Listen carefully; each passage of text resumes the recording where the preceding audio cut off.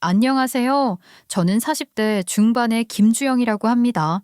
제가 공감하며 본 드라마가 있는데요.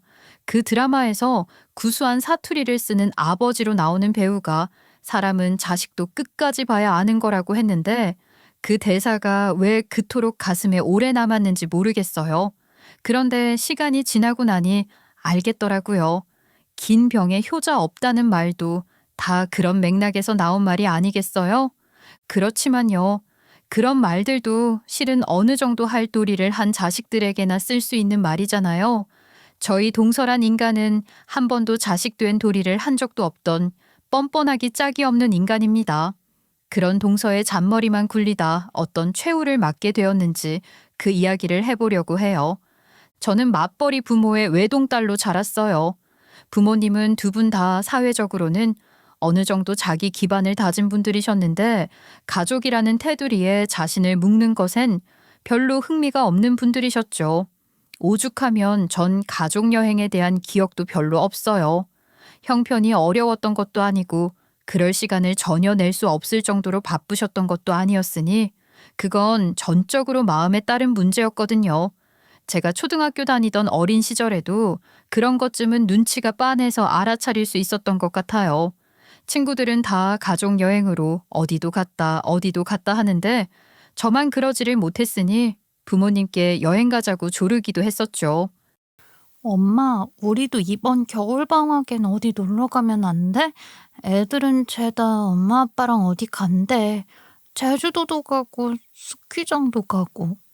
방학 때 네 스키 캠프 등록해뒀어. 기억 안 나? 너도 스키장 갈 거라고. 그거는 캠프잖아. 엄마 아빠랑 여행 가는 게 아니고. 아이, 그게 뭐가 중요하니? 스키장 가서 재밌게 놀다 오면 되는 거지. 엄마는 그렇게 제게 짧은 대답을 하시고는 곧장 읽던 책으로 눈길을 돌리셨어요. 조그맣게 한숨이 툭 튀어나오더라고요. 제 마음을 모르는 건지 모르는 척하는 건지 그것조차 알 수 없었지만 하여간 제 마음을 몰라주는 엄마가 야속하기도 했던 것 같아요. 그런데 더 기가 막히는 건 말이에요. 엄마, 다음 주말에 제주도 가? 이게 다 뭐야? 그래. 엄마 고등학교 친구들이랑 제주도 가기로 했어. 휴식이 필요해. 엄마 한창 바빴잖아. 너무해. 내가 가족여행 가자고 할 땐 아무 말도 없더니 엄마 혼자 제주도를 간다는 거야? 엄마 친구들이랑 간다니까. 너도 학교에서 가는 캠프 가면 친구들이랑 재밌게 놀지? 엄마도 그런 게 필요해. 엄마는 그렇게 저나 아빠 없이 엄마만의 일정을 자주 만들었어요. 아빠라고 달랐던 것도 아니랍니다. 아빠가 엄마 혼자 그렇게 여행 다니는 것을 두고 아무 말도 안 했던 건 아빠 역시 그런 시간을 즐겼기 때문이에요. 여보, 나 이번에 일본 출장 말이야. 간 김에 휴가 며칠 쓰고 여행 좀 다니다 오려고. 그때 뭐 별일 없지? 출장이 언제였지? 어머, 그때 할아버지 제사 있는 날이잖아. 어머님 댁 가야 하는데 당신 없으면 뭐 나 혼자 주영이 데리고 가란 말이야? 아, 제사가 있었구나. 아이, 그럼 내가 엄마한테 잘 얘기해 둘게. 당신도 가지 마. 뭐라고 말씀드릴 건데 괜히 칙 잡히게 하지 말고 잘 말씀드려. 난 할머니 댁 가는 거 좋은데. 엄마, 아빠 없어도 우리끼리 가면 안 돼? 아니면 아빠가 출장만 끝나고 바로 오면 안 돼? 이미 예약을 다 해놔서 그건 어렵겠는데. 우리 주영이 할머니 댁 가고 싶었어. 금방 설날이잖아. 조금만 참자. 응? 아빠는 그걸 위로라고 하는 건지 알 수도 없는 말을 하면서 싱긋 웃어 보이셨지만 저는 웃음이 전혀 나지 않았어요. 입만 툭 튀어나왔죠. 제가 삐져도 부모님은 크게 개의치도 않으셨어요. 그냥 다 한때라 생각하셨던 것 같아요. 엄마는 엄마대로 아빠는 아빠대로 각자 자기 삶을 즐기셨고 그 바람에 저 역시 이런저런 캠프에 많이 보내졌지만 저는 그런 캠프에서 새로운 친구들을 만나는 것보단 부모님과 함께하는 가족 여행이 더 가고 싶었어요. 그러나 그런 마음도 점점 퇴색되기 시작하더군요. 어렸을 때부터 혼자 있는 시간이 많았으니 저도 그런 상황에 익숙해져 갔던 거겠죠. 여유로운 일요일 저녁이라 해도 저희 집 세 식구는 한자리에 모여 앉는 일도 거의 없었어요. 엄마는 엄마가 보고 싶은 영화나 책을 보고 아빠는 테니스를 치러 나가시는 등 밖에서 즐기는 취미 활동을 주로 하셨거든요. 행여나 아빠가 집에 계시는 일요일 저녁이라 하더라도 세 식구가 함께 무언가를 하는 일은 없었어요. 그냥 집이라는 한 공간에 있다는 것일 뿐 다들 각자 자기가 하고 싶은 걸 하며 자기 공간에 있었으니까요. 그런 환경에서 자랐으니 저는 누구와도 가까워지지 않고 필요한 거리를 두며 사는 게 더 편한 사람이 된 것 같아요. 부모님 두 분 다 워낙 개인주의적 성향이 강한 분들이셨으니 저 역시 그런 영향을 받은 거죠. 가정적인 분위기에서 자라는 친구들이 부러울 때도 있었으나 워낙 혼자 있는 것에 익숙해져서 그런지 저 역시 혼자가 더 편한 사람이 되어간 거예요.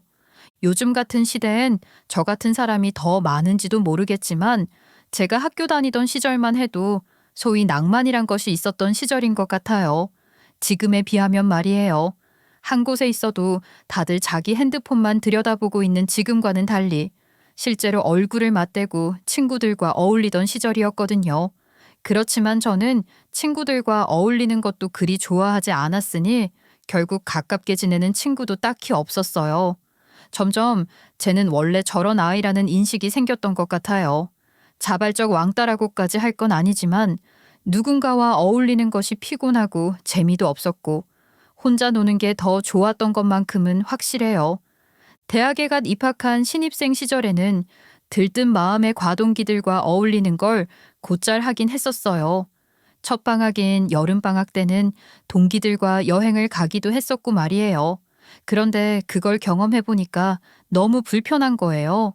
이미 저는 혼자가 너무 편한 사람이 되어버린 것인지 여럿이 함께 무언가를 하고 신경을 쓰고 살피고 해야 하는 게 너무 번거롭게 비효율적으로 느껴졌어요. 그렇게 느끼는 건 저뿐인 것 같았지만 말이에요. 동기들은 지난번 여행이 진짜 재밌었다며 또 가자고 했고 이번엔 어디로 갈지 정했죠. 강원도는 어쩌냐는 말이 나왔을 때 저도 같이 가자고 했지만 저는 빠진다고 했어요. 집에 일이 좀 있다는 거짓말을 하고요. 동기들은 날짜는 좀 바꿔도 된다고 했지만 저는 극구 말리며 이번엔 그냥 너희들끼리 가라고 했죠. 어영부영 핑계를 대면서 친구들과 어울리는 것을 피했고 이후로는 혼자 여행을 다니기 시작했어요. 집에서 용돈 받으며 대학 다닐 정도의 형편은 됐지만 아르바이트 꾸준히 해서 모은 돈으로 여행을 많이 다녔고 직장 생활 시작해서도 딱 필요한 만큼의 인간관계만 맺으며 혼자 여행 다니는 낙으로 살았던 것 같아요. 그러면서 드는 생각이 시간 많았던 대학 시절에 유럽 배낭여행 한 번 안 가본 게 후회되더라고요. 저희 때만 해도 IMF 이후로 분위기가 얼어붙어 있었거든요. 그래서 해외여행을 가더라도 가까운 곳들 위주로 다녔었는데 직장인이 되고 나니 유럽 여행 갈 정도의 휴가를 내기란 쉽지 않은 거죠. 그렇다고 2주, 3주 이렇게 짧게 다녀오는 건 또 싫고 그래서 큰맘 먹고 퇴사하고 유럽으로 석 달간 배낭여행을 떠났죠. 기간이 짧지 않으니 모든 일정을 다 호텔에서 잘 수는 없었고 호스텔 이용도 하고 덜어는 그런 곳에 도미토리룸 같은 데서도 자야 했어요. 한 방에 2층 침대가 여럿 놓여 있고 다국적의 여행객이 모이는 곳이니 친구 사귀기 좋아하는 사람들에겐 최적화된 곳일지 모르나 저는 그런 것들이 몹시 피곤하기만 했어요. 예산 안에서 여행을 하기 위해 어쩔 수 없이 갔던 거죠. 그런데 그곳에서 한국인 남자 배낭 여행객을 한 사람 만난 거예요. 저 혹시 한국 분이세요? 아, 네. 안녕하세요. 한국 사람 맞아요. 와, 반갑네요. 안녕하세요. 여기가 한국인들에게 인기가 없는 곳인지 한국 사람 만난 게 며칠은 된 것 같거든요. 정말 반가워요. 아, 네. 저도 한국 분들 잘 못 본 것 같긴 해요. 지금 여행 성수기도 아니니까요. 그렇긴 하죠. 그래도 이렇게 한국 분 만나게 되니까 좋네요. 이따 뭐 저녁이라도 같이 먹을까요? 아, 네, 그래요. 여기서 꼭 먹어봐야 하는 게 있다던데 그거 먹으러 갈까요? 그렇게 혼자인 게 좋다던 저지만 낯설고 말도 잘 안 통하는 곳에 계속 있다 보니 저도 친구가 그립긴 했던 것 같아요. 제가 먼저 밥을 같이 먹자고 제안을 했을 정도니까요. 그렇게 해서 같이 시간을 좀 보내게 됐는데 한국말 쓰는 사람을 만나 한국말로 떠들 수 있다는 게 좋으면서도 한편으로는 말이 지나치게 많지 않은 것도 마음에 들더라고요. 말 많은 사람 피곤하잖아요. 이야기를 나눠보니 여행 경로가 저랑 비슷한 거예요. 그래서 그곳에서 시작해 꽤 여러 날 도시를 옮겨가며 일정을 함께 했어요. 꿈 같았던 유럽 배낭여행을 마치고 한국으로 돌아와 저는 두 번째 직장을 구했지만 여전히 마음은 유럽에 있는 것 같았고 유럽 여행을 함께 했던 그 남자와도 한국에서 덜어 만나며 추억을 곱씹곤 했죠. 그러다가 자연스럽게 연인으로 발전하게 됐어요. 수다스럽지 않아서 좋았고 저처럼 적당히 개인주의적인 성향이 있는 사람이라 생각해서 편했는데 사귀고 나서 보니 너무 다정하고 따뜻한 사람인 거예요. 왜 그런 사람 있잖아요. 자기 사람이 되고 나면 정말 잘해주는 그런 타입 말이에요. 그 사람이 딱 그런 사람이었어요.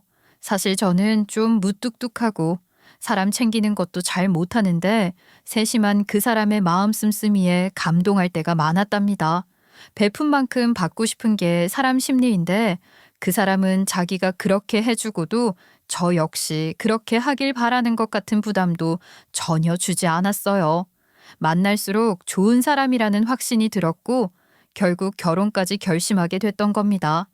결혼해서 시댁 분위기를 알게 되니 남편이 어떻게 그런 성향의 사람이 됐는지 알겠더라고요. 시모는 온화하고 다감한 분이셨고 시부는 남편처럼 말수가 적은 분이시긴 해도 늘 미소를 짓고 계시는 분이었어요. 그런 면에서 남편이 시부를 많이 닮았다고 생각했죠. 그런데 남편 말수가 적은 데는 다른 이유도 있더라고요. 남편에게는 3살 어린 남동생이 하나 있는데 그 시동생이 말이 많아도 너무 많은 겁니다. 이런 말 어떨지 모르겠지만 상당히 나대는 스타일인 거예요. 시동생한테 이런 표현 좀 그런가요? 근데 그게 사실인 걸 어떡해요? 같이 있으면 누구라도 좀 피곤하다고 느낄 텐데 저 같은 사람은 정말 힘들었죠. 쓸데없는 말을 너무 많이 하는 거예요. 제가 결혼하고 거의 바로 명절이 있었거든요. 명절 아침에 시댁에서 가족이 다 같이 아침을 먹었어요. 제 딴에는 일찍 일어난다고 알람까지 맞춰놓고 잤는데 시모는 벌써 주방에 나오셔서 아침 준비를 거의 다 해놓으셨더라고요. 어머니, 죄송해요. 제가 너무 늦게 일어났나 봐요. 아니다. 내가 좀 일찍 일어나셔서 할 일도 없고 그래서 한 거야. 얼마나 일찍 일어나셨길래 이걸 벌써 다 차리셨어요? 죄송해요. 아유, 죄송할 거 없다고 해도 그러는구나. 시집 와서 첫 명절인데 너도 얼마나 피곤할 거 아니야. 나도 그만 알잖니. 마침 일어나줘서 한 거야. 아유, 감사합니다, 어머니. 대신에 설거지는 제가 다 할게요. 너무 그러지 않아도 돼. 너 이제 시집 온 지 얼마나 됐다고 그러니? 아직 새색시고 나한테 손님처럼 귀하기만 한 며느리야. 어머니, 어쩜 정말 너무 감사합니다. 저 진짜 이런 말 잘 못하는데 감동이에요. 진심으로 우러나와서 가슴으로 한 말이었어요. 아들만 둔 시모들은 며느리 심정 알아도 모른 척 한다던데 저희 시모 정말 너무 좋으신 분 아닌가요? 그렇게 저를 배려해 주시는 마음이 느껴지니 저도 잘해야겠다는 생각이 들었어요. 물론 성향 자체가 시모처럼 다정한 성향이 아니어서 뭘 어떻게 해야 할지 잘 몰라서 그렇지 마음만큼은 그랬답니다. 그렇게 명절날 아침상 준비가 한창인 가운데 남편과 시동생, 시부가 차례로 나와 아침상 차리는 걸 거들었어요. 그런데 말이에요. 아무리 가족들끼리 격에 없이 편하게 어울리는 자리라고는 하지만 시동생이 어떤 차림으로 나왔는지 아세요? 추리닝. 그것도 눈이 아플 정도의 형광색 추리닝을 입고 주머니에 손을 찔러 넣은 채 어슬렁거리며 나오더라고요. 정말이지 어쩜 옷도 저렇게 딱 자기 스타일대로 입는지 말입니다.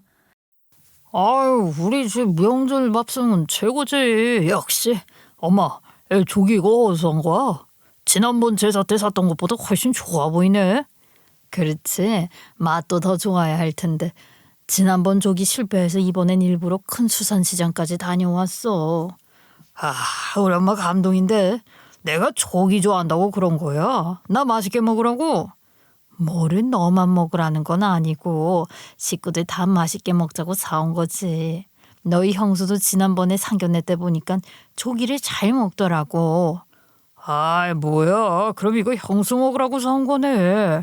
에이, 우리 엄마 며느리 보고 나더니 막내 아들은 잊은 거야. 우리 엄마 사랑이 퇴색했어. 난 버림받은 거라고. 에이, 난 이제 엄마 사랑 잃고 이 험한 세상 어떻게 살아가나? 우리 막내 아들은 아침부터 또 쓸데없는 소리가 그렇게 하고 싶어? 저러지 않으면 우리 집 막내가 아니죠.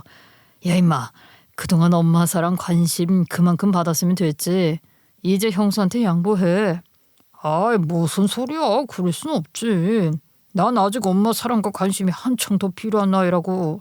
나는 엄마 사랑을 먹고 자라는 막내 아니야. 엄마 진짜 변심한 거 아니지? 나 잊은 거 아니지? 나 엄마 막내 아들 여기 있어요. 여기 잊어버리면 안 돼요. 아이고 참. 너도 이제 좀 그만하고 다들 앉아. 밥 먹자고. 잠자코 듣고만 계시던 시부가 겨우 시동생 말을 끊고 아침상에 둘러앉게 됐는데 시동생은 식사가 시작된 이후에도 아랑곳하지 않고 계속 떠드는 거예요. 식구들을 한 사람 돌아가며 다 참견하고 무슨 순회 공연하는 것도 아니고 정말 너무 정신이 없어서 밥이 어디로 들어가는지 모를 정도였다고요. 저는 그 식탁 위에서 제 젓가락 끝에 잡아오는 김 한 장보다도 더 가볍게 날아다니는 시동생의 말들 때문에 식욕이 다 떨어졌지 뭡니까. 진짜 피곤한 스타일이에요. 제가 말로 다 못해서 그렇지 말도 못해요. 그냥 입 다물고 가만히 있는 시간이 거의 없다고 보시면 될 겁니다. 자라는 동안 저희 집 식탁은 마치 고요한 바다와도 같았는데 시집 와보니 시댁 식탁은 시동생이라는 망둥어가 펄떡이며 뛰어다녔던 거죠. 피로감이 장난이 아니었지만 그렇게 자주 보는 것도 아니고 또 저한테 편하게 대해주는 건 다행이다 싶긴 했어요. 제가 그리 사교적인 성향이 아니라 대인관계에 부담을 느끼는 편인데 시댁 분위기에 적응하는 것이 어렵진 않았으니 감사하게 생각해야죠. 제가 자란 저희 집에 비하면 가족들의 결속력이며 뭐며 훨씬 더 끈끈하고 대단한 것 같았지만 크게 부담스러울 정도는 아니어서 그 정도면 됐다 싶었어요. 신혼은 그렇게 평온하게 지나갔고 결혼 2년 차에는 아이도 갖게 됐습니다. 제가 저희 아들을 임신했을 때 시동생이 결혼을 했어요. 끼리끼리 만난다는 말 있잖아요. 그 말 맞는 말이지 뭐예요. 시동생만큼이나 요란한 동서를 데려왔더라고요. 동서가 시댁에 처음으로 인사 오던 날 현관문이 열리자마자 시동생 특유의 그 시끄럽고 톤 높은 목소리가 복도를 뚫고 들어오는 거예요. 시동생은 아주 오바를 떨며 가족들 이름을 하나씩 다 불렀고 기대하라고 본인 신부감이 드디어 입장한다고 입으로 효과음 소리까지 냈어요. 그땐 정말 못 말린다는 생각까지 했죠. 하여간 시동생이 분위기를 그렇게 띄워놓고 동서가 뒤따라 들어오는데 마찬가지로 들어오면서부터 시동생보다 한 톤 아니 두 톤은 높은 목소리로 셀프 소개를 하는 겁니다. 안녕하세요. 안녕하세요. 정말 뵙고 싶었어요. 와, 집이 정말 예쁘네요, 어머님. 어머, 이 향 뭐예요? 디퓨저 못 쓰세요? 이렇게 자연스러운 냄새가 제품으로 나와요? 그냥 맡고 있으면 바로 건강해지는 그런 기분인데요. 어서 와요. 아이고, 냄새가 좋다니 다행이네요. 이런 건 제품만으로 되는 게 아니거든요. 그렇잖아요. 일단은 집이 아주 깨끗해야 하는 거죠. 어머님이 참 부지런하신 모양이에요. 저도 어머님한테 청소하는 방법 배울래요. 가르쳐 주실 거죠? 진짜 아무리 시모될 뿐이라곤 하나 어쩜 처음 만나는 사람에게 저렇게까지 기세 좋게 치고 들어올 수가 있는지 그야말로 혀를 내두르겠다 싶었고 그 첫 등장만으로도 동서가 어떤 스타일의 사람인지 바로 알 수 있을 것 같았어요. 엄마, 얘 정말 싹싹하고 예쁘지 않아? 전형적으로 어른들한테 예쁨 받을 성격이잖아. 안 그래? 완전 효부가 될 거야. 장난 아니지? 그래, 성격이 밝아서 보기 좋구나. 이제 이리 와서 좀 앉자. 어머니, 저 진짜 어머니랑 잘 지낼 자신이 있거든요. 친구들이 오죽하면 저한테 너는 또래보다 어른들이랑 있을 때 더 신나 보인다 한다니까요. 사실 제가 어르신들 비위를 잘 맞추긴 하는데 어머님께는 그런 거 아니고 정말로 잘 지내고 싶었어요. 친하게요. 엄마랑 딸처럼요. 근데 이렇게 어머니 뵈니까 너무 좋아요. 그런 마음이 저절로 생기는 것 같아요. 그래, 고맙구나. 우리 식구가 되는 건 나도 환영해. 아유, 아빠도 마음에 드시죠? 애교 있는 막내 며느리 들어와서 집안 분위기가 이렇게 좋아지는 거 아닙니까? 제가 어깨 좀 으쓱해도 되는 거죠? 아버님이 과묵하시다고 들어서 좀 무서우신 분이면 어쩌나 했거든요. 근데 전혀 안 그래요. 말씀이 적으실 뿐이지 계속 이렇게 웃으면서 들어주시고 계시잖아요. 그죠? 저 정말 잘할 테니까 예쁘게 봐주세요. 근데 아주버님이랑 형님도 듣던 대로 참 말이 없으시네요. 와, 근데 지금 몇 개월인 거예요? 배가 꽤 부르신 것 같은데, 그죠? 임신이라니 정말 신기해요. 좋으시죠? 아, 네, 그럼요. 좋죠. 어머, 형님도 참 좋죠가 뭐예요? 제가 손 아래인데 말 편하게 하세요. 어머니, 그러셔도 되는 거죠? 어찌나 중구난방으로 이 사람 저 사람 찔러대는지 그건 대화도 뭣도 아니고 이건 무슨 그냥 원맨쇼를 보고 있는 건가 싶은 생각이 들 정도였다고요. 쉼없이 시부모에게 좋은 말들을 남발하는데 너무 그러니까 진정성도 하나도 안 느껴지고 의미 없는 이야기처럼 들렸어요. 쉽게 말해 알랑방구 심하다 싶더라고요. 싹싹하게 잘 하겠다는데 그걸 말릴 수는 없지만 그런 동서의 등장으로 저의 무뚝뚝함이 더 두드러지는 것 같기도 했고 또 한 집안 며느리로 지내며 가만 보니 은근히 동서가 스스로 자기가 시부모에게 잘하는 걸 생색도 내고 그러는 거예요. 동서가 시집 와서 처음 맞는 시부생신을 집에서 음식 장만해서 지내기로 하고 시모와 저희들 며느리 둘이 한창 주방에서 전을 부치고 있었어요.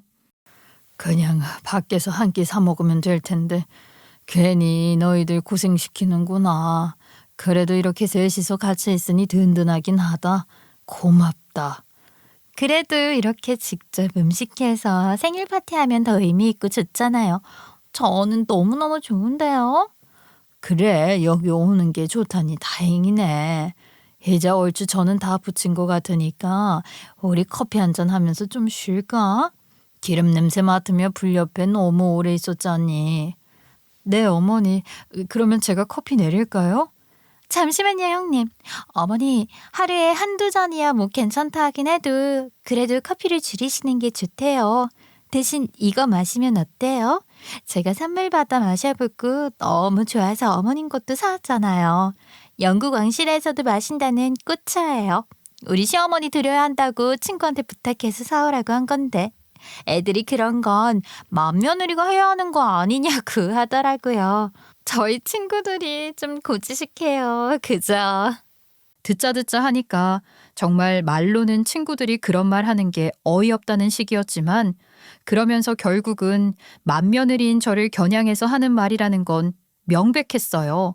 요거 봐라 싶더라고요. 제가 가만히 들어주고 있으니 만만해 보이는 건가 싶기도 하고 시모 앞이긴 하지만 저도 할 말은 해야겠다 싶었죠. 동서, 맏며느리는 어떻게 해야 하고 뭐 그런 것도 좀 웃기는 말이지만 정말 잘하는 며느리는 맏며느리고 막내 며느리고 간에 그렇게 입으로 드러내서 생색내는 게 아니라 말없이 잘 챙기는 거 아닐까? 아, 그런가요? 아니, 요즘은 셀프 홍보 시대죠. 생색도 잘 내는 게 중요한 거고. 안 그래요? 그래, 동서는 동서 스타일대로 나는 내 스타일대로 그렇게 하는 거야. 거기 왜 자꾸 맏며느리가 해야 하는 일 그런 소리를 하냐는 거지. 그래, 맞다. 너희 둘 다 스타일이 많이 다르긴 하지만 둘 다 마음이 예쁘다는 건 내가 잘 알지. 그럼 된 거 아니냐? 역시 현명하신 시모가 그렇게 마무리를 잘 해주시긴 했는데 괜히 발끈해서 맞받아쳤나 싶은 생각이 들기도 했어요. 사실 그게 다 무슨 소용이 있겠습니까? 제가 어떤 사람인지도 이미 시부모님이 아실 만큼 아시고 또 동서가 아무리 저를 걸고 넘어지며 비교하고 자기 생색을 내려 한다고 할지라도 시부모가 그런 걸로 제게 서운해 하신다거나 뭘 더 요구하시거나 그럴 분들이 아니시라는 걸 제가 잘 알고 있으니까요. 그러니 그런 일이 있어도 그러려니 하고 그럭저럭 넘기곤 했던 것 같아요. 그러다 저희 아들이 초등 2학년이 됐을 때 시모가 돌아가셨습니다. 시모가 워낙 살뜰히 시부를 챙기셨던 분이라 시부 혼자 남으신 게 신경이 쓰일 수밖에 없는 상황이었어요. 붙박이 가정부를 쓰자니 비용도 비용이고 시동생과 동서가 괜히 사람 잘못 들여서 안 좋은 일 생길 수도 있다 하는데 그 말이 영 틀린 말도 아니긴 하죠. 그럼 붙박이 말고 출퇴근하는 사람으로 일주일에 몇 번만 쓰는 건 어떠냐? 그런 얘기들을 하고 있었는데 뜬금 시동생과 동서가 자기들이 시부를 모시겠다고 하는 거예요. 경제력 있는 시부모한테 살랑거리면서 자기 입속을 그렇게 챙기는 동서였기에 보통 깍쟁이가 아니라고 생각했는데 그 순간 제가 사람을 잘못 보고 있었나 싶어 동서에게 미안하기까지 하더라고요. 그런데 그럼 그렇지. 다 꿍꿍이가 있었던 거예요. 아버님, 저희가 여기 들어와서 아버님 모시고 살고 싶어요. 저희가 모실게요. 아빠, 이 사람이 먼저 그러자고 한 거야. 생각이 참 기특하지 않아요? 그래, 마음 써주니 고맙구나. 그런데 불편하지 않겠어? 불편하긴요. 저희 애들한테도 교육적으로 좋을 것 같아요. 아버님이 많이 가르쳐 주세요. 그런데 아버님, 저희 살던 집은 아예 처분을 해버리고 들어오려고 하거든요. 그럼 저희가 집이 없는 게 되는데 그건 좀 그래서. 이 집을 저희한테 물려주시면 어떠세요, 아버지? 요즘은 그 미리미리 증여로 유산 정리해두는 게 대세라고 하던데. 저희가 아버지 모시면 이 정도 받아도 되는 거 아니에요? 형수, 안 그래요? 그러니까 시부 모신다는 조건으로 시댁에 들어와 살면서 그 집을 자기들 명의로 하고 싶다는 거였어요. 결국 시부는 그 집을 시동생에게 증여했고 시동생과 동서가 그 집에 들어가서 시부를 모시게 됐죠. 그런데 말이에요.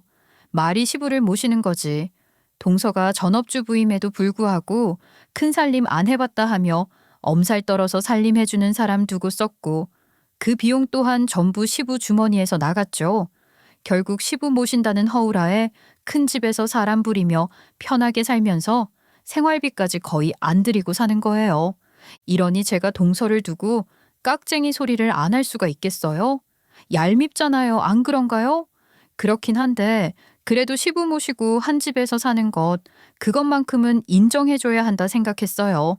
그 덕분에 시부도 동선에 손주 재롱도 보시고 그러실 수 있으실 테니까요. 그런데 동서가 시부를 모신 지 4년이 넘어갈 즈음 시부 건강에 문제가 생긴 겁니다. 뇌출혈로 쓰러지신 후 오른쪽 편마비 후유증을 겪게 되신 거죠. 쓰러지셨다고 했을 때 정말 큰일 나는 줄 알고 얼마나 마음을 졸였는지 몰라요. 그래도 수술이 아주 늦어진 건 아니라 돌아가시지 않았으니 그것만 해도 다행이라고 해야겠지만 당장 대소변 수발까지 받으셔야 하는 상태니 시부 자신도 얼마나 괴로우실까 싶었고 자식된 저희도 걱정이 이만저만이 아니었죠. 시모보다 훨씬 건강하셨고 또 평소 그렇게 깔끔한 거 좋아하시는 멋쟁이셨던 시부셨으니 마음이 많이 아프더라고요. 그래도 시동생과 동서가 시부를 모시고 있으니 조금 고생스럽더라도 잘해주기를 바라는 마음뿐이었습니다. 그리고 시부가 퇴원하는 날이 되었는데 어찌된 일인지 시동생과 동서 둘 다 나타나지도 않는 거예요. 집으로 모셔가야 할 사람들이 오지도 않고 집에도 없는 것 같아서 핸드폰으로 연락을 했더니 몇 번 만에 겨우 받아서는 한다는 소리가 뭔지 아세요? 정말 기가 막혀서. 어머, 형님, 웬일이세요? 뭐? 웬일이냐니? 오늘 무슨 날인지 몰라? 아버님 퇴원하시는 날이잖아. 당연히 병원에 와서 아버님 모셔가야지. 지금 어디서 뭐 하고 있는 거야? 전화도 안 받고 말이야.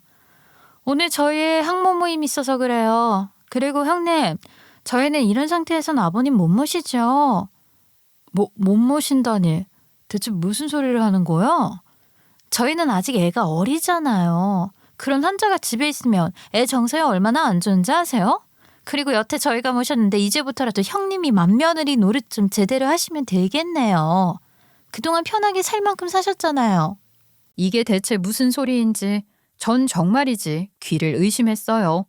시동생과 동서가 나타나지도 않고 전화도 안 받을 때부터 뭔가 찜찜하고 느낌이 좋지 않아 일부러 아버님 계시는 병실에서 나와 복도에서 전화를 걸고 있긴 했지만 이 정도로 말도 안 되는 소리를 하고 나올 줄은 상상도 못했거든요. 이건 진짜 막 나가자는 거 아닌가요? 다 떠나서 지금 시부 상태가 어떤지 빤히 알면서 그딴 소리나 하고 있는 게 너무 화가 났어요. 단물 빨아먹을 땐 언제고 어떻게 이럴 수가 있냐고요. 그쯤 되니 저도 감정이 격해져서 자연스레 언성이 높아지고 말이 곱게 안 나가더군요. 말이야 바른 말이지. 지금껏 아버님을 모셔? 동서가 아버님을 모시긴 뭘 모셔. 솔직히 말해서 아버님이 동서랑 서방님 걷어두신 거나 다름이 없지. 그렇지 않아? 아니 그냥 그 집에 얹혀 산 거잖아. 뭐예요? 얹혀 살다니? 아 진짜 어이가 없네. 시부 모시고 사는 게 어떤 건지 형님이 알기나 해요? 맏며느리 주제에 아무것도 한 것도 없으면서 어떻게 그렇게 말을 해요? 맏며느리 주제? 동서 지금 말 다 했어? 말을 그런 식으로밖에 못해? 지금 뭐 하자는 거야? 아 진짜 말귀 되게 못 알아먹으시네. 글쎄 맏며느리가 있는데 내가 와병하는 시부수발을 왜 드냐고요. 똥수발은 형님이나 드세요. 이게 진짜 제정신인가 싶어서 소리를 꽤 지를 참인데 그게 먼저 전화까지 끊어버리는 겁니다. 화가 머리끝까지 솟아서 당장 동서년 있는데 찾아가서 한바탕 해야 할 것 같은 심정이었지만 당장 시부 퇴원부터 시켜야 하잖아요. 남편 역시 시동생에게 여러 차례 전화 시도를 했지만 시동생도 전화를 받지 않더군요. 어찌할 방법이 없으니 일단 남편과 함께 시부를 저희 집으로 모셔왔어요. 그리고 며칠 지나 남편이 시동생을 만나 시부 일을 의논하고 왔는데 별 소득이 없었죠. 결국 저희가 쭉 모셔야 하는 상황인 거예요. 그러지 않으면 어디 요양원 같은 데 모셔서 간병인을 써야 하는데 시동생인 그 비용마저 감당할 생각이 없다고 시부 재산에서 빼쓰던지 저희더러 비용 부담까지 다 하라고 했다는 겁니다. 남편도 시동생 만나고 와서 속이 말이 아닌 것 같았어요. 남편을 위로하는 마음으로라도 제가 더 힘을 내어주고 싶었어요. 그래서 우선 서재로 쓰던 방에 있던 것들을 죄다 거실로 내놓고 그 방에 시부 모실 침대 드리고 그렇게 제대로 갖춰서 저희가 모시게 된 거죠. 시부를 모시게 되면서 저는 평소보다 일찍 일어나게 됐어요. 알람도 일찍 맞추긴 했지만 늘 알람보다 먼저 눈을 떴던 것 같아요. 그렇게 눈이 떠지면 제일 먼저 시부가 깨셨는지 확인부터 했죠. 제가 그렇게 일찍 일어나게 된 건 시부가 늘 너무 일찍 일어나신다는 걸 알기 때문이었어요. 몸도 불편하신데 혼자 깨어있는 시간이 너무 길어지는 게 안 좋은 것 같아서 제가 더 일찍 일어나게 된 거예요. 시부께 오늘도 잘 주무셨냐고 공기가 아직 좀 찬 기운이 있긴 한데 어제 비가 왔어서 아주 깨끗하니까 창문 열고 환기 좀 시킨다고 했어요. 대신 방 온도는 높여놨으니 춥진 않으실 거라고 하니 알겠다고 하시더라고요. 저는 더 적극적으로 옷도 따뜻하게 입으셨으니까 깨끗한 공기 실컷 들이키시라고 했죠. 잠시 계시면 제가 물수건 따끈하게 해와서 좀 닦아드린다고 하니 시부는 고맙다는 말을 나지막히 전하셨어요. 제가 사람 사이에 마음 쓰고 정내는 법도 잘 모르고 표현도 잘 할 줄 모르는 사람이긴 하지만 시집 와서 15년 넘게 살면서 시부모에게 감사함을 많이 느끼며 살았잖아요. 그때 그 마음 다 표현하지 못해서 죄송한 마음도 있었는데 그런 것들 생각해서 제가 좀 힘들더라도 자식된 도리는 다 하고 싶었어요. 무엇보다 시부에게는 그런 것이 절실할 때라고 생각했으니까요. 그렇게 1년을 모셨는데 시부는 끝내 회복하지 못하고 돌아가시고 말았습니다. 슬픈 마음으로 장례식 치르고 나니 시부 변호사가 시부의 유언장을 공개하겠다고 자식들을 다 불러 모은 거예요. 정말 보기 싫었던 게 장례식 내내 본인 지인들과 친목질이나 하던 동서가 유언장 공개한다고 하니 그렇게 눈을 반짝이며 진심을 다하는 게 보였다는 겁니다. 정말 어떻게 인간이 저러나 싶었죠. 그런데 시부의 유언장이 공개됐을 때 저는 까무러치는 줄 알았어요. 시댁 전 재산이 다 제 것이 된다고 하는 거예요. 변호사가 하는 말을 듣고도 무슨 말인지 이해가 잘 안 됐어요. 그저 어안이 벙벙한 채 아무 말도 못하고 입만 벌리고 있었던 저와 달리 동서와 시동생은 그야말로 난리가 난 거죠. 왜 안 그랬겠어요? 그것들이 어떤 인간들인지는 여러분들도 이미 알고 계시잖아요. 대충 짐작이 가지 않으시나요? 잠시만요. 변호사님, 이거 뭔가 잘못된 거예요.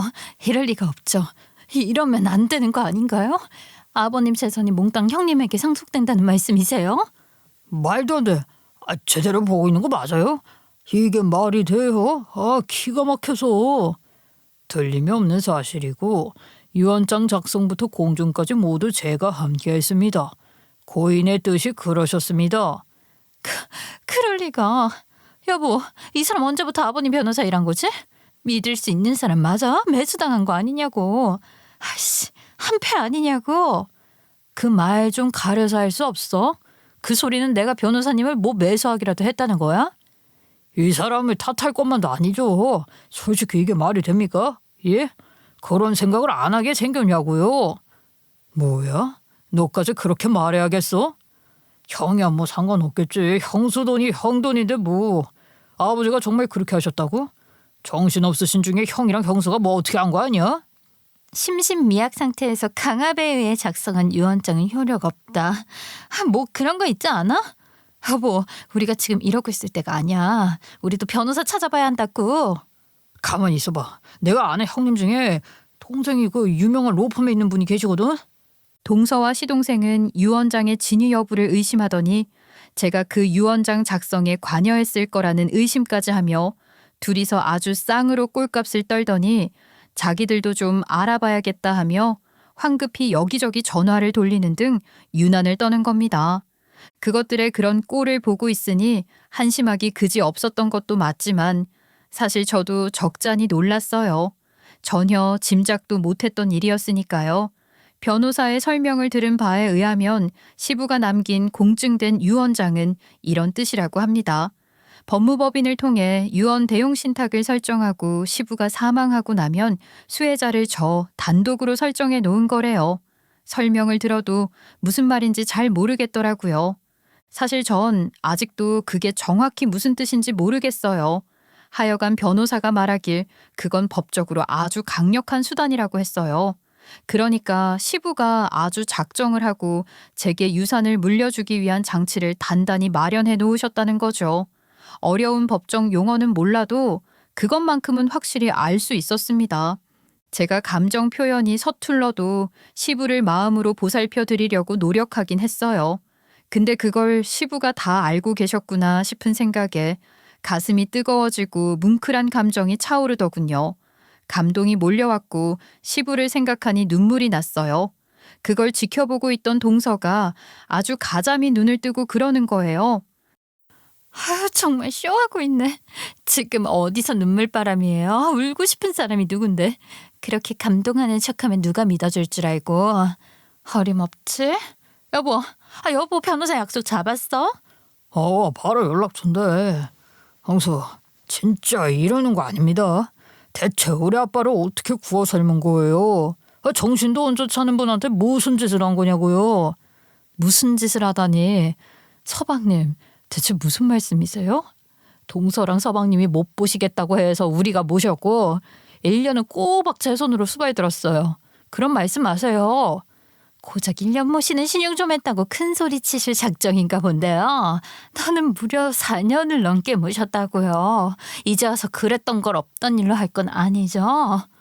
내가 전에도 말했지만 그걸 아버님 모신 거라고 할 수 있어? 동서, 네가 아버님한테 얹혀 살았던 거 아니냐고. 뭐요? 정말 말이 안 통하겠구만. 돈 앞에 사람이 이렇게 변하나? 이렇게 나오면 우리도 가만히 안 있어요. 일단 다 떠나서 그 유류분 반환 청구인가 그거 소송부터 할 겁니다. 법적으로 엄연히 내 몫을 보장해주는 그것부터 받아와야지. 그렇게 거품 물고 길길이 날뛰더니 결국은 소송을 걸겠다는 소리를 하더군요. 동서도 시동생은 시부가 이렇게까지 하실 거라고는 생각도 못했을 겁니다. 뇌출혈 후유증으로 편마비를 앓으며 거동도 맘대로 못하셨고 말씀도 어눌해지셨는데 인지 능력도 현저히 떨어지신 상황이라고 생각했을 거예요. 몸이 그러신 거지 정신마저 그 정도로 상하신 건 아니었는데 병원이든 저희 집이든 언제 한번 제대로 들여다본 적이 없었으니 시부의 상태를 제대로 알 수도 없었던 거죠. 아마 알고 싶지도 않았을 거예요.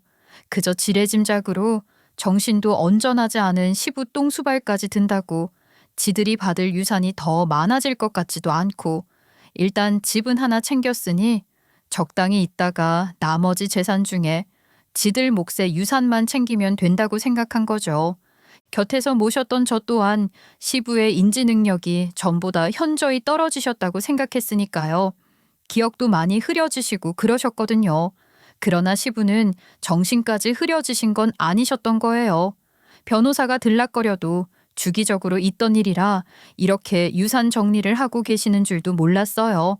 돌아가시기 전까지는 자식들 그 누구도 눈치채지 못하게 비밀 유지에 대해 여러 번 당부를 하셨다고도 해요. 그만큼 철저하게 준비를 하셨던 겁니다.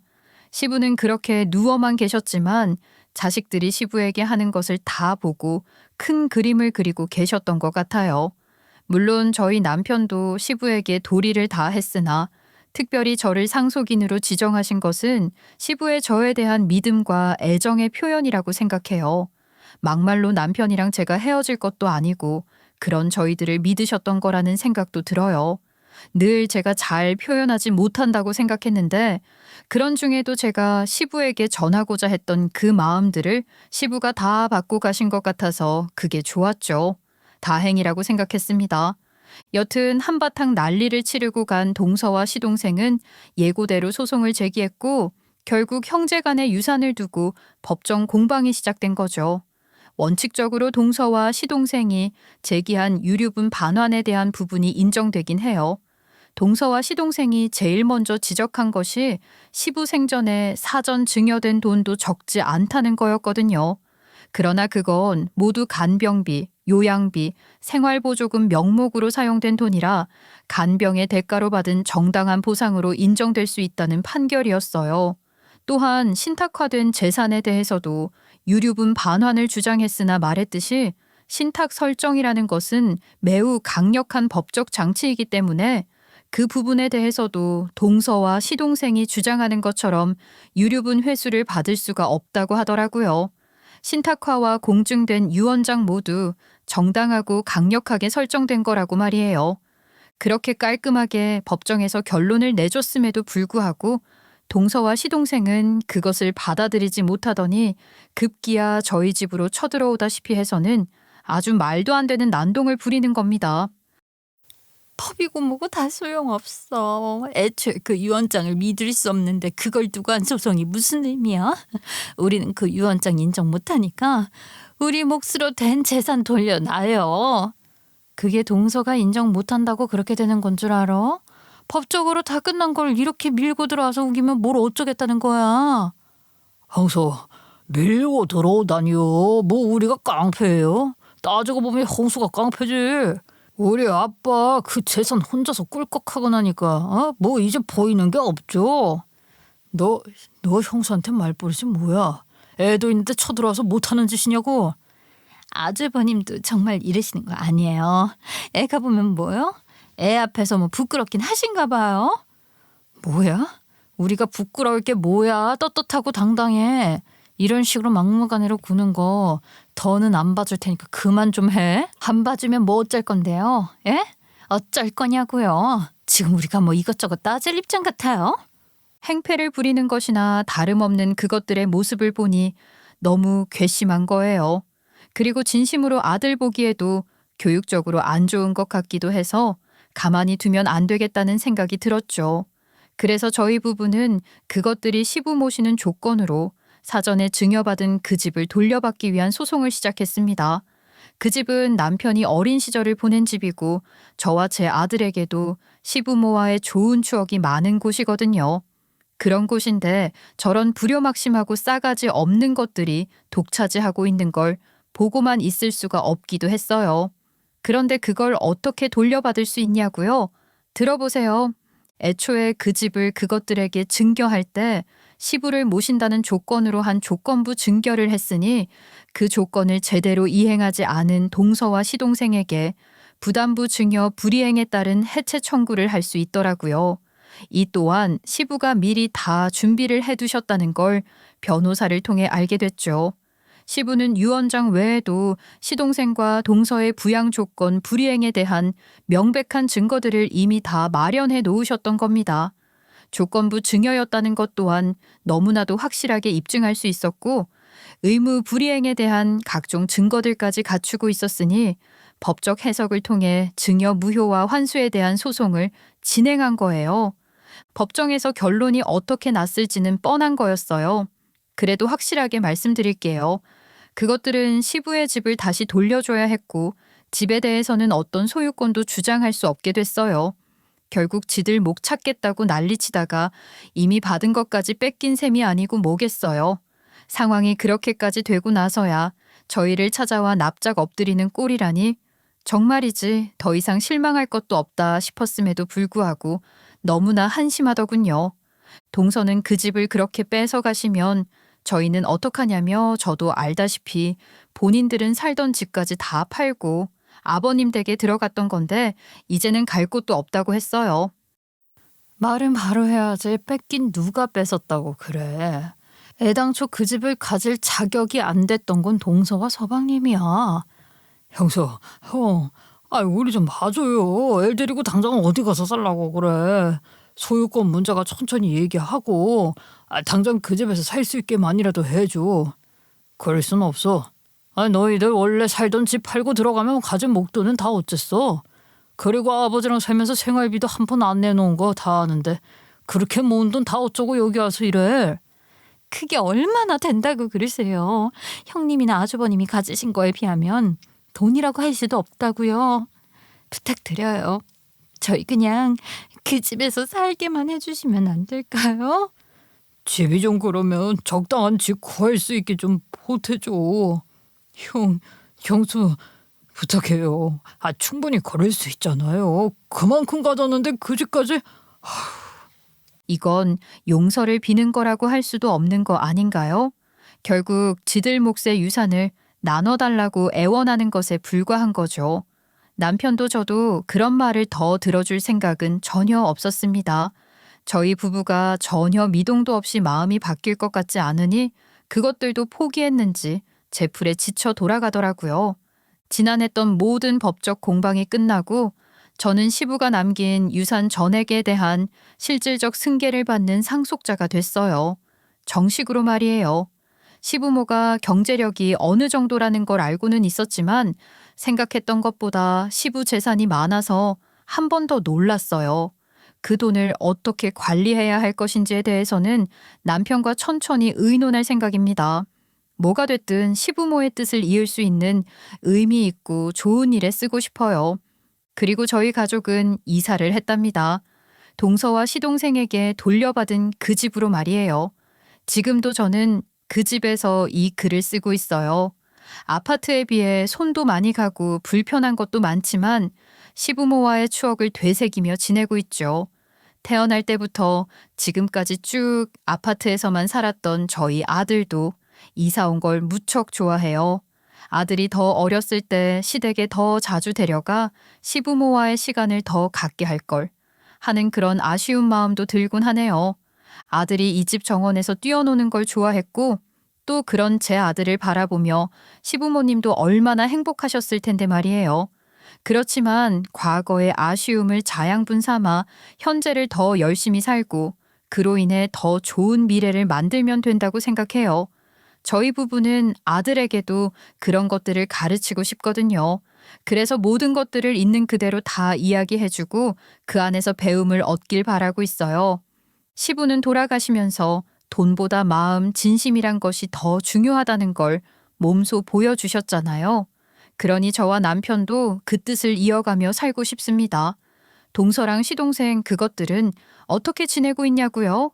일단 듣기로는 동서 친정에 손을 벌려서 작은 전세 아파트를 하나 얻었다고 해요. 정말 이해가 안 되는 게 원래 자기들 팔던 집 한 거랑 그동안 모은 돈은 다 어쨌나 싶은 거죠. 근데 또 생각해보면 그럴만도 하다 싶어요. 시부집에 얹혀 살면서 지들 돈 한 푼도 안 쓰면서도 떵떵거리며 살았잖아요.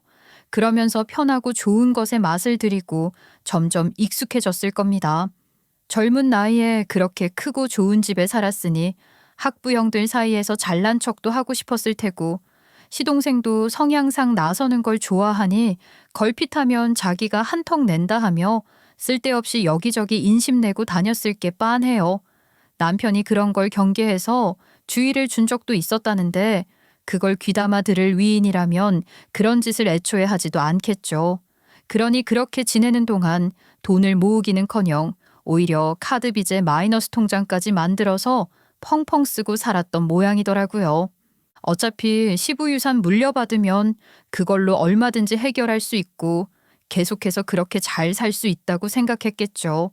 그러다 유산은 고사하고 살던 집까지 도로 뱉어냈으니 당장 집 구할 돈도 없어서 동서 친정에 손 벌리며 험한 꼴도 당했을 거예요. 동서 친정이 그리 넉넉한 편도 아니고 제가 아는 한 그 사돈 어르신들이 좀 거친 분들이시거든요. 그나마 지금까지는 시동생이 유산도 받을 거고 그런 게 있으니 편하게 대해주셨을지 몰라도 그 지경이 됐으니 모르긴 몰라도 좀 힘들었을 거예요. 그런들 어쩌겠어요. 다 자기들이 벌인 일들의 결과인 것을요. 옛말 그른 게 없는 것 같아요. 이미 우리가 잘 알고 있는 것들만 지키고 살아도 나름대로 바르게 살 수 있을 텐데 그걸 왜 모르고 사는지 말이에요. 제가 이렇게 말한다고 해서 동서나 시동생을 동정한다거나 안 됐다는 마음에 도와주고 싶어졌다거나 그런 건 절대 아니고요. 그렇다고 인연 끊고 살겠다는 것도 아니에요. 그것들이 돈 달라는 소리만 안 하고 도리를 지킨다면 형제 간의 우애는 유지하며 살 생각이 물론 있거든요. 그런데 그것들이 그럴 마음이 없는 것 같네요. 돈 줄 것 같지 않으니 연락도 딱 끊고 발걸음을 전혀 안 해요. 시모 기일이 다가오는데도 아무 연락도 없는 걸 보면 나타나지도 않을 건가 봅니다. 그럴 테면 그러라죠. 저야 답답할 것도 없잖아요. 상관없어요. 저는 제 신념 지키며 살면 된다고 생각한답니다. 여러분, 제 이야기, 아니 저희 집안에 있었던 이야기 어떻게 들으셨나요? 어떻게 생각하면 어느 집이나 이런 사연 하나쯤은 다 갖고 있다고 할 수 있을지도 모르겠어요. 그만큼 부모의 마지막을 모시는 자식들의 마음이란 것이 그런가 봅니다. 제가 처음에 말씀드렸던 드라마 대사 기억하시나요? 자식도 끝까지 봐야 하는 거라는 말이요. 그 말이 맞는 말이다 싶으면서도 씁쓸할 수밖에 없는 것 같아요. 저도 자식인 동시에 부모이기도 하고 점점 부모의 마음을 먼저 생각하게 되는 나이가 되어가고 있으니 생각이 더 많아지는 것 같아요. 내 자식에게 내가 받고 싶은 걸 내 부모에게 하라는 말도 있던데 그게 어디 쉽겠습니까? 그렇지만 그렇게 노력하며 살아야 한다고 생각해요. 완벽하지 않더라도 그렇게 지킬 것들을 지켜가는 게 의미가 있으니까요. 이렇게 제 이야기를 끝까지 들어주신 분들은 분명 그런 도리를 잘 지키며 살아오신 분들일 거라 생각합니다. 그런 만큼 행복한 삶을 누리실 거라 생각해요. 모두의 삶을 응원하면서 감사 인사로 마지막 인사를 드릴게요. 정말 감사합니다.